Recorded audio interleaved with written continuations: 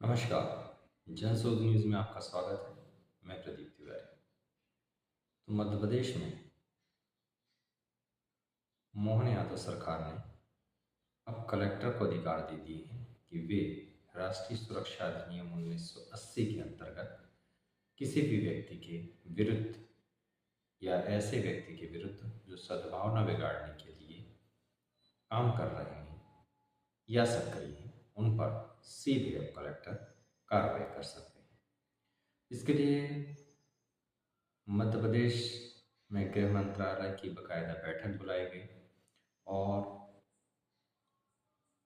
इस पर यह निर्णय किया गया कि 1 अक्टूबर से 31 दिसंबर 2024 तक इस तरीके की किसी भी गतिविधि में लिप्त पाए गए व्यक्तियों के विरुद्ध कलेक्टर सीधे संज्ञान लेकर उन पर राष्ट्रीय सुरक्षा अधिनियम 1980 के तहत सीधे कार्रवाई कर सकेंगे। दरअसल राज्य शासन को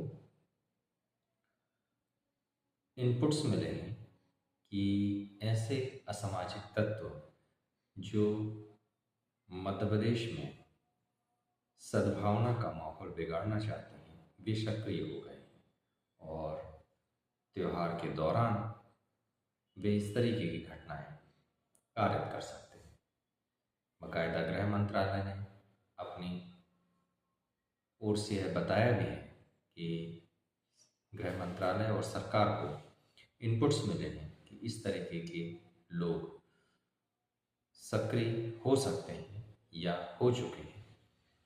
तो इस पर मोहन यादव सरकार ने गंभीरता से निर्णय लिया है और कलेक्टर को राष्ट्रीय सुरक्षा अधिनियम 1980 के तहत कार्रवाई के पूर्ण रूप से अधिकार दे दिए हैं।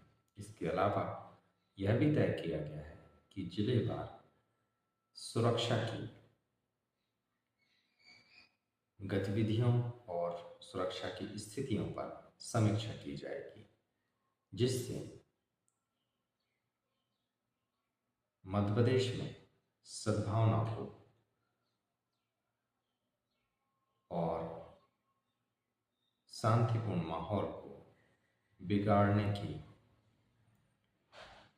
असामाजिक तत्वों की इच्छा को हतोत्साहित किया जा सके।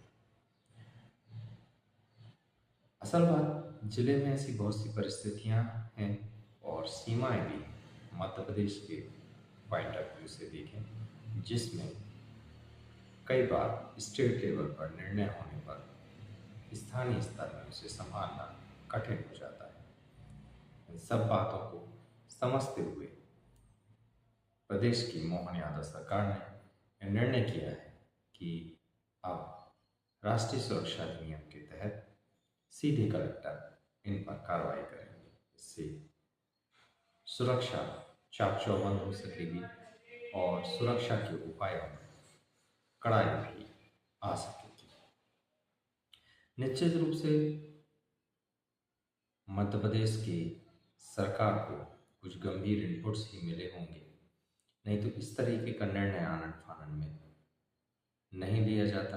कलेक्टर्स को भी इतने अधिकार नहीं दिए जाते।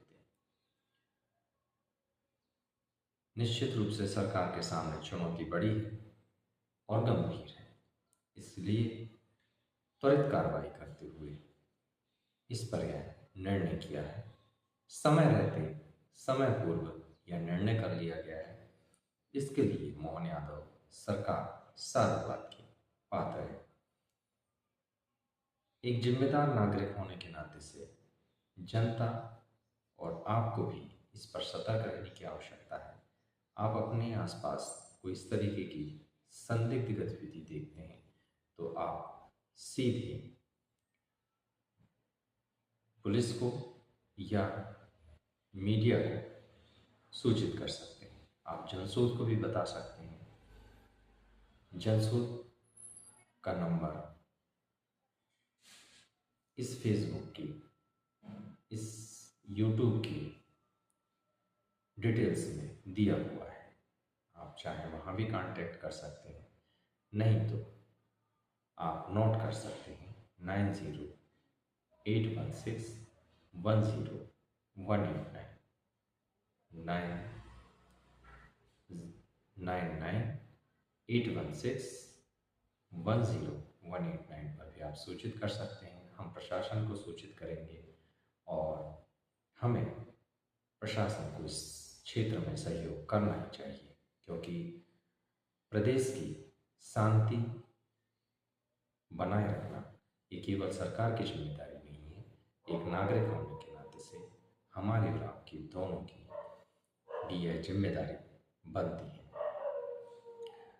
तो आप सीधे पुलिस को भी सूचित कर सकते हैं, मीडिया को भी कर सकते हैं, पास के किसी मीडिया हाउस को भी कर सकते हैं जिसे आप जानते हैं, वे प्रशासन को सूचित कर सकते हैं और प्रशासन इस पर कार्रवाई कर सकता है।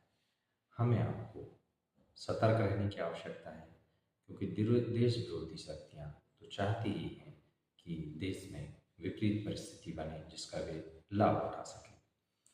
तो हमें आप और आपको सतर्क रहने की आवश्यकता है, क्योंकि अंततोगत्वा जो विपरीत परिस्थितियाँ प्रदेश या देश में जन्म लेती हैं उसकी भोगमानी आम जनता, आम नागरिक को ही भोगनी पड़ती है। तो रहिए सतर्क, देखते रहिए जनसुख। खबरों की बेखौफता और पैनेपन को अगर आप सुनना चाहते हैं तो लाइक और सब्सक्राइब करना ना भूलिएगा। देखते रहिए जनसुख। नमस्कार।